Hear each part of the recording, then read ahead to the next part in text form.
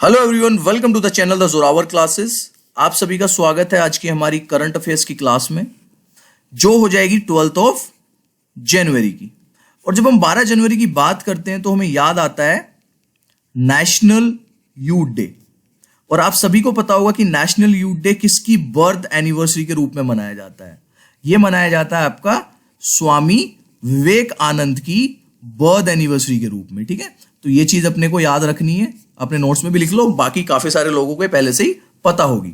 चलिए फ्रेंड्स, आज का अपना सेशन स्टार्ट करते हैं। सबसे पहला क्वेश्चन लेते हैं। हेमा कोहली, ये नाम आपको बहुत ध्यान से याद रखना है। इसकी इंपॉर्टेंस इस क्वेश्चन की आपको एक्सप्लेनेशन में पता लगेगी।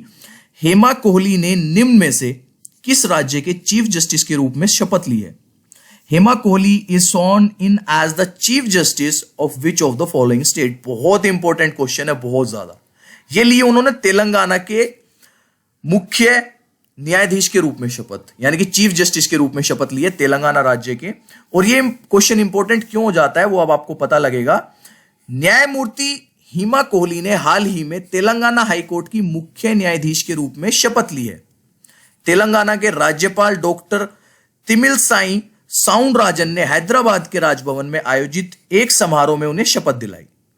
जस्टिस कोहली की नियुक्ति के साथ ही तेलंगाना हाई कोर्ट को अपनी पहली महिला मुख्य न्यायाधीश मिली है।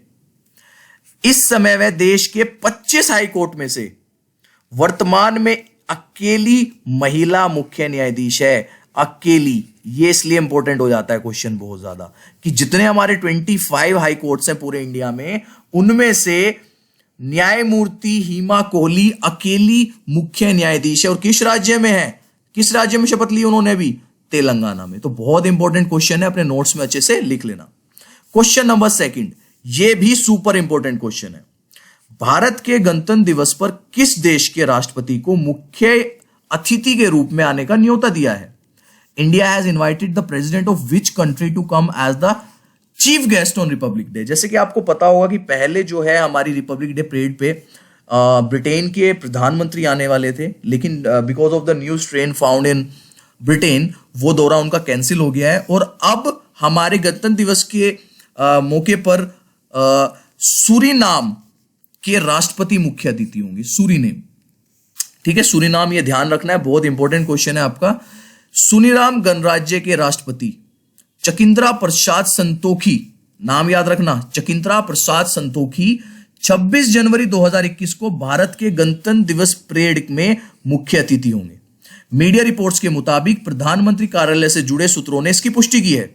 बता दें कि ब्रिटेन के प्रधानमंत्री बोरिस जॉनसन गणतंत्र दिवस परेड में बतौर मुख्य अतिथि शामिल होने वाले थे, लेकिन ब्रिटेन में कोरोना वायरस के नए स्ट्रेन से बड़े प्रकोप के चलते उन्होंने अपनी भारत यात्रा रद्द कर दी। इसके बाद सरकार की ओर से सूरीनाम के राष्ट्रपति को न्योता दिया गया, जिसे उन्होंने स्वीकार कर लिया। बहुत इंपॉर्टेंट क्वेश्चन है भाई लोग, ये भी सुपर इंपॉर्टेंट। दो क्वेश्चन आए हैं, दोनों ही बहुत इंपॉर्टेंट क्वेश्चन है। चलिए क्वेश्चन नंबर 3 लेते हैं आज का। केंद्र सरकार ने वित्तीय वर्ष 2020-21 में जीडीपी की वार्षिक दर, विकास दर निम्न में से कितने प्रतिशत रहने का अनुमान लगाया है? The central government has estimated the growth rate of GDP to be at which of the following percentage in the financial year 2020-21 में? और ये किया है उन्होंने 7.7% का अनुमान लगाया गया है कि जीडीपी की जो ग्रोथ है वो 7.7% रहेगी। केंद्र सरकार ने वित्तीय वर्ष 2020-2021 के लिए देश की आर्थिक विकास दर यानी कि जीडीपी का पहला अनुमानित आंकड़ा जारी किया है। केंद्रीय सांख्यिकी विभाग ने वर्ष 2020-21 के लिए देश की अनुमानित जीडीपी लगभग 7.7% रहने का अनुमान लगाया है, जबकि 2019-20 में देश का जीडीपी 4.2% पे आकर रुक गया है। बहुत ज्यादा गिरावट आई है कोविड की वजह से 2020 में। ठीक है, तो जो अनुमानित आंकड़ा लगाया गया है सेंट्रल गवर्नमेंट की तरफ से वो है 7.7। अच्छा क्वेश्चन है भी। क्वेश्चन नंबर 4, प्रवासी भारतीय दिवस निम्न में से किस दिन मनाया जाता है? प्रवासी भारतीय दिवस is observed on which of the following day? और ये मनाया जाता है आपका हर साल 9 जनवरी को। ये भी अच्छा क्वेश्चन है, ठीक है, ये भी पूछ लिया जाता है कई बार पेपरों में।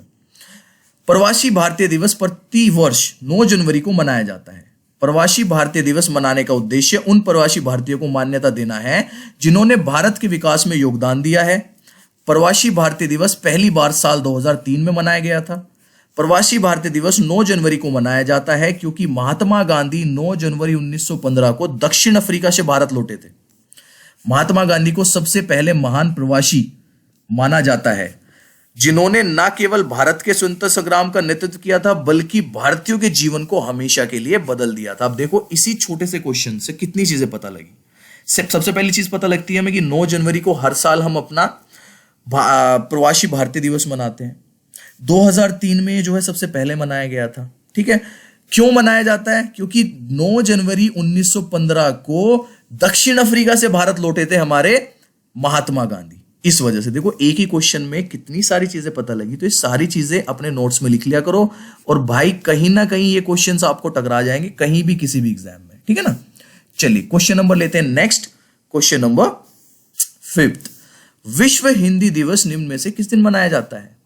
World Hindi day is celebrated on which of the following day. और ये अगले दिन मनाया जाता है 10 जनवरी को। ठीक है, 9 जनवरी को प्रवासी दिवस और 10 जनवरी को हम मनाते हैं विश्व हिंदी दिवस। विश्व हिंदी दिवस प्रत्येक साल 10 जनवरी को मनाया जाता है।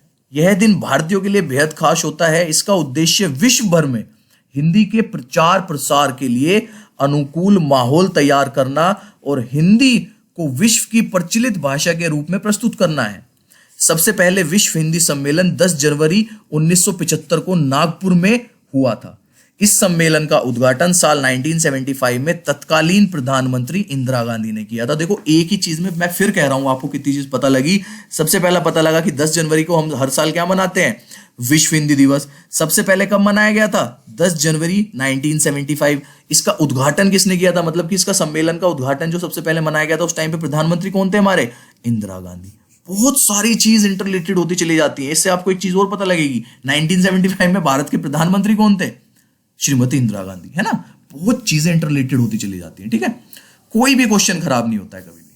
क्वेश्चन नंबर 6, गुजरात के 4 बार पूर्व मुख्यमंत्री एवं कांग्रेस के किस दिग्गज नेता का 94 वर्ष की उम्र में निधन हो गया है? Which 4-time former chief minister of Gujarat and veteran Congress leader died at the age of 94? और ये थे हमारे माधव सिंह सोलंकी। बहुत ही कद्दावर नेता रहे हैं अपने समय के, 4 बार मुख्यमंत्री रहे हैं गुजरात के। पूर्व केंद्रीय मंत्री तथा 4 बार गुजरात के मुख्यमंत्री रहे वरिष्ठ कांग्रेसी नेता माधव सिंह सोलंकी का 10 जनवरी 2021 को राजकीय सम्मान के साथ अंतिम संस्कार किया गया। माधव सिंह सोलंकी पहली बार 30 साल की उम्र में विधायक चुने गए थे। उन्होंने ही गुजरात में लड़कियों के लिए मुफ्त शिक्षा और प्राथमिक विद्यालयों में मिड डे मील की शुरुआत की थी।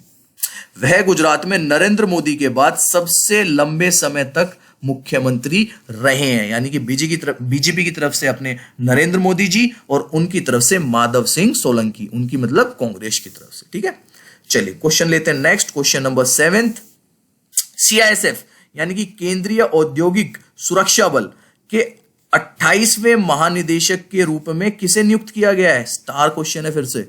Who has been appointed as the 28th Director General of the CISF Central Industrial Security Force? और यह नियुक्ति दी गई है सुबोध कुमार जायसवाल को। ठीक है, सुबोध कुमार जायसवाल जो है आपके 28वें director general of the CISF होंगे।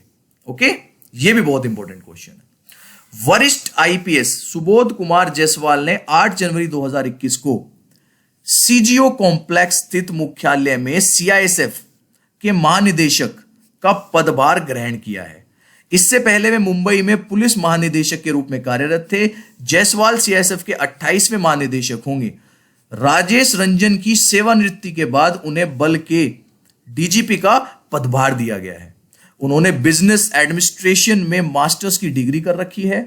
वे वर्ष 1985 में भारतीय पुलिस सेवा में शामिल हुए थे और उन्होंने महाराष्ट्र कैडर आवंटित किया गया था। ठीक है, सुबोध कुमार जायसवाल नाम याद रखना है, सीआईएसएफ के नए महानिदेशक 28वें। ठीक है, चलिए बहुत इंपॉर्टेंट क्वेश्चन था। क्वेश्चन नंबर लेते हैं 8।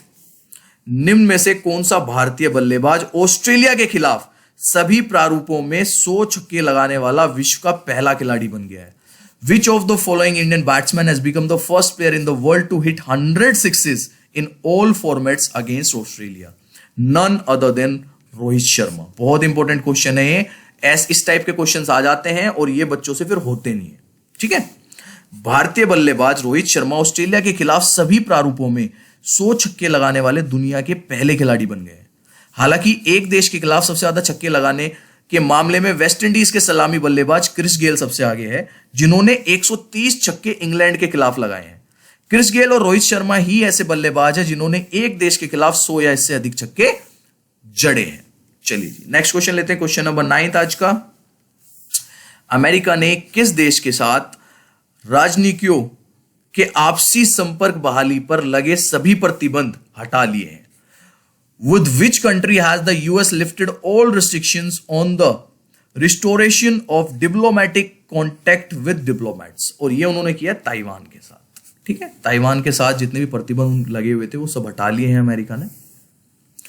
अमेरिका ने ताइवान के साथ राजनीतियों के आपसी संपर्क बहाली पर लगे सभी प्रतिबंध हटा लिए हैं. इस कदम के बाद अमेरिका के ताइवान से रिश्ते और भी ज्यादा मजबूत होंगे. दरअसल चीन सरकार दावा करती रही है कि ताइवान उसका हिस्सा है. अमेरिकी विदेश मंत्री माइक पोम्पियो ने कहा है विदेश मंत्रालय ताइवान के साथ राजनीतिक स्तर पर और अन्य स्तरों पर संपर्क कायम करने पर लगे प्रतिबंधों को समाप्त कर रहा है. कई दशक से विदेश विभाग ने दोनों पक्षों के राजनीतियों, सेवा सदस्यों और अन्य अधिकारियों के बीच संपर्क पर जटिल बाधाएं लगा रखी थी. तो भाई ध्यान रखना है अपने के कि अमेरिका ने ताइवान से राजनीतियों के आपसी संपर्क बहाली पर जितने भी प्रतिबंध लगे थे वो वापस ले लिए, वो हटा लिए. आज का ले लेते लास्ट क्वेश्चन, 10th क्वेश्चन. हाल ही में किस मशहूर फैशन डिजाइनर का तमिलनाडु के कोयम्बतूर में निधन हो गया है? Recently which famous fashion designer died in Tamil Nadu, Coimbatore, Tamil Nadu? और ये थे आपके सत्यपोल.